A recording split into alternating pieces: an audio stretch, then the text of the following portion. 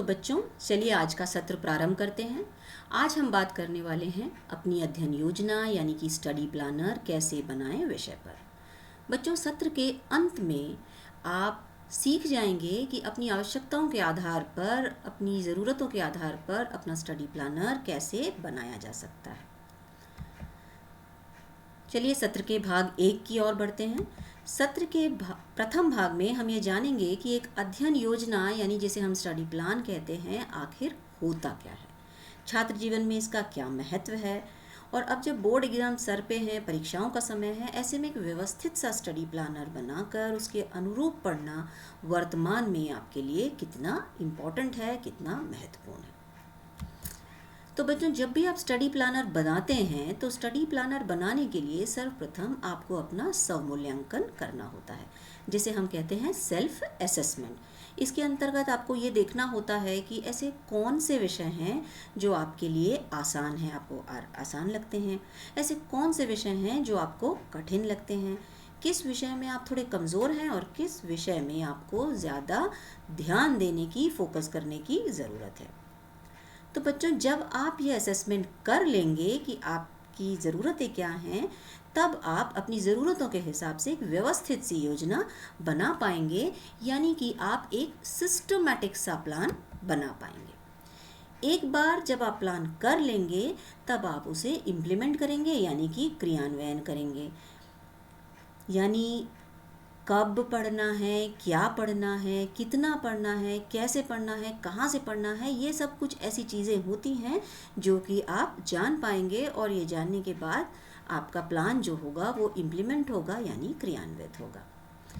उपरोक्त तीनों चरण जब आप पूरा कर लेंगे तब आपका जो प्लान होगा वो एक इफ़ेक्टिव स्टडी प्लान कहलाएगा, यानी तभी आप एक प्रभावी योजना बना पाएंगे। तो बच्चों, आज हमने सीखा कि एक स्टडी प्लान तभी प्रभावी या उपयोगी हो सकता है जब आप अपने पाठ्यक्रम संबंधी स्वयं की ज़रूरतों का मूल्यांकन करें, उसके पश्चात अपनी आवश्यकताओं के आधार पर सिस्टमैटिक प्लानिंग बनाएं और उस पर कार्य भी करें और साथ ही उस पर अटल भी रहें।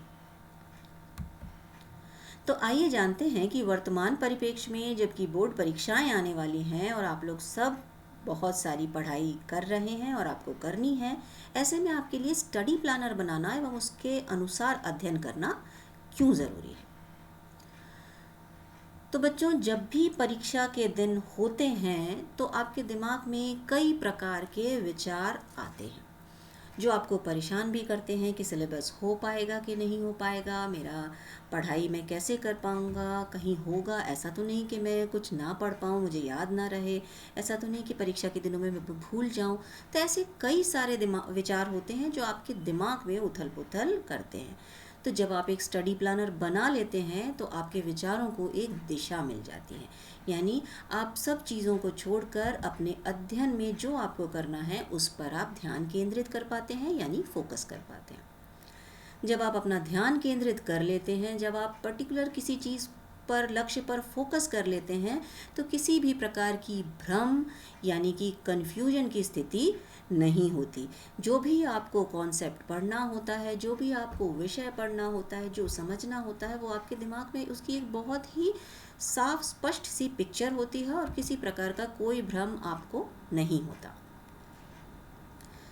बच्चों, अक्सर ये देखा जाता है कि बच्चे क्योंकि कोई अपना व्यवस्थित सा प्लान नहीं बनाते हैं, ऐसी स्थिति में जब वो पढ़ने बैठते हैं तो उसके बाद वो सोचते हैं कि आखिर आज उन्हें पढ़ना क्या है। जब वो ये सोचते हैं कि उन्हें पढ़ना क्या है, एक बार जब डिसाइड करते हैं कि ये सब्जेक्ट पढ़ेंगे तो उस सब्जेक्ट से रिलेटेड जितनी भी चीज़ें होती हैं उनको फिर वो इकट्ठा करते हैं कि क्या पढ़ना है, कैसे पढ़ना है, कितना पढ़ना है, कहाँ से कौन सी किताबें हैं। तो इस तरीके से व्यवस्था बनाने में ही उनका काफ़ी सारा समय निकल जाता है। लेकिन जब आप स्टडी प्लानर बना कर पढ़ते हैं तो आप पाएंगे कि आप बहुत व्यवस्थित हो गए, क्योंकि आपको पहले से पता होता है कि आपको क्या करना है। तो आपकी व्यवस्थाएं जो होती हैं वो पूरी बनी होती हैं और आप अपने आप को बहुत ही ऑर्गेनाइज्ड पाते हैं। जब आप ऑर्गेनाइज्ड तरीके से व्यवस्थित होकर अपनी पढ़ाई कर रहे होते हैं तो आप देखेंगे कि समय के साथ साथ आप अधिक अनुशासित हो गए हैं, यानी डिसिप्लिन्ड हो गए हैं। और जब आप डिसिप्लिन हो जाते हैं, फोकस करते हैं पढ़ाई करने के लिए, तो आप पाएंगे कि आपकी एकाग्रता यानी कि जिसको हम कंसंट्रेशन कहते हैं, वो आपकी कंसंट्रेशन भी बढ़ गया है। जब आप एकाग्र होकर पढ़ते हैं तो कम समय में अधिक से अधिक चीज़ें जो होती हैं, जो टॉपिक्स होते हैं, कॉन्सेप्ट्स होते हैं, वो आपके दिमाग में आ जाते हैं और कम समय में आप बहुत सारा अध्ययन भी कर पाते हैं। बच्चों, जो प्लानर हम बनाते हैं वो पूरे दिन का बनाते हैं, यानी कि 24 घंटे का बनाते हैं, और उसमें हम समय का निर्धारण कर लेते हैं कि किस वक्त हम क्या करेंगे। ऐसी स्थिति में हम अपने लिए पर्याप्त खाली समय भी बचाते हैं। तो क्योंकि हमारे पास एक निर्धारित सा पर्याप्त खाली समय होता है जिसमें हम रिलैक्स करते हैं, जिसमें हम आराम करते हैं, अपने मनपसंद काम करते हैं, हॉबीज़ करते हैं, दोस्तों से बात करते हैं, खेलते कूदते हैं, तो हमें बहुत अच्छा लगता है, किसी प्रकार का कोई तनाव नहीं होता और पर्याप्त खाली समय होने के कारण हम आराम से रिलैक्स भी कर सकते हैं।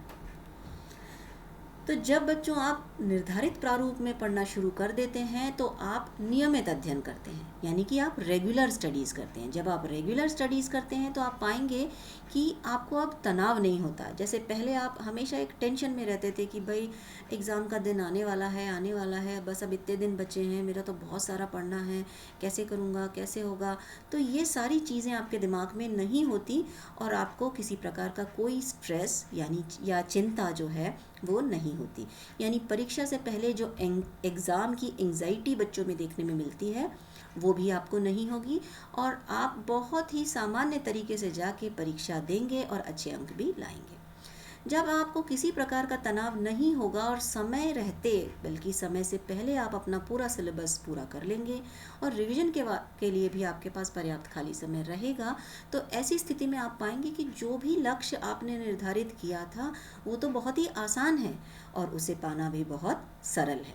तो बच्चों, इस तरीके से एक स्टडी प्लानर बना के पढ़ना हमारे लक्ष्य की प्राप्ति की ओर हमारा एक पहला कदम होगा, जिसे कि हम बहुत आसानी से पा सकते हैं।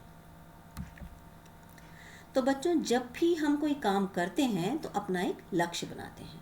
आप लोगों ने भी बनाया होगा और उसे पाने के लिए आप कड़ी मेहनत भी कर रहे होंगे।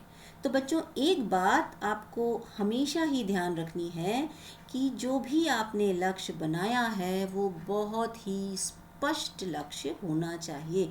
यानी आपके गोल्स जो होते हैं वो बहुत क्लियर होने चाहिए और आपका जो लक्ष्य है, आपका जो गोल है, वो हमेशा ही स्मार्ट होना चाहिए आपकी तरह। स्मार्ट यानी विशिष्ट होना चाहिए, स्पेसिफिक होना चाहिए, बहुत ही क्लियर होना चाहिए कि वेल डिफाइंड होना चाहिए कि आपको क्या करना है। मेजरेबल होना चाहिए, मापने योग्य होना चाहिए।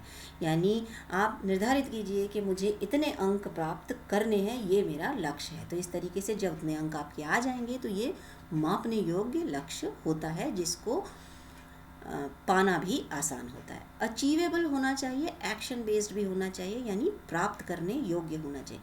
देखिए, कहीं ऐसा लक्ष्य तो आप नहीं बना रहे हैं कि जो आपकी क्षमताओं से बहुत दूर है।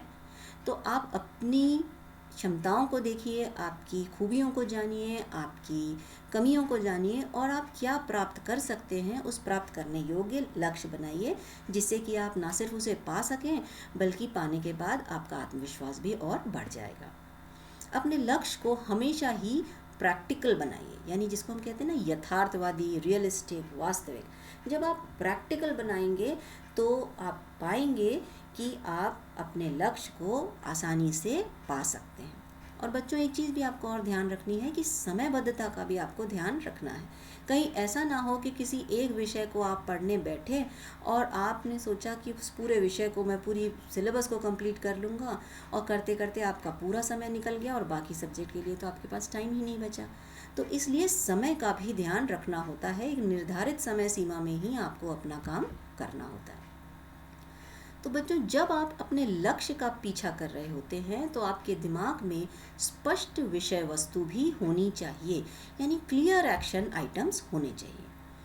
और आज जब हम बात कर रहे हैं परीक्षा के दौरान की कि परीक्षा में आपको किस प्रकार से पढ़ना है, कैसे करना है, तो आपको ये पता होना चाहिए कि आपका पाठ क्या है, जो आप पढ़ रहे हैं वो आपका पाठ क्या है, आपका पाठ कितना है, कितने पाठ परीक्षा में आने वाले हैं, वर्तमान परिप्रेक्ष्य में कौन कौन से पाठ हैं जो किताब से हटाए गए हैं, क्योंकि कोरोना महामारी के चलते कई सारे कुछ टॉपिक्स ऐसे हैं जो छात्र हित में हटा दिए गए हैं। तो क्या आपको उसके बारे में जानकारी है? कहीं ऐसा तो नहीं है कि जो चीज़ एग्ज़ाम में नहीं पूछी जाने वाली है वो भी आप पढ़ रहे हैं? किस यूनिट में से कितने अंक के प्रश्न पूछे जाने हैं, कौन सी यूनिट अधिक इम्पॉर्टेंट है, ऐसी कई सारी चीज़ें हैं जो कि आपको पता होनी चाहिए। तो चलिए बच्चों, बढ़ते हैं सत्र के भाग 2 की ओर।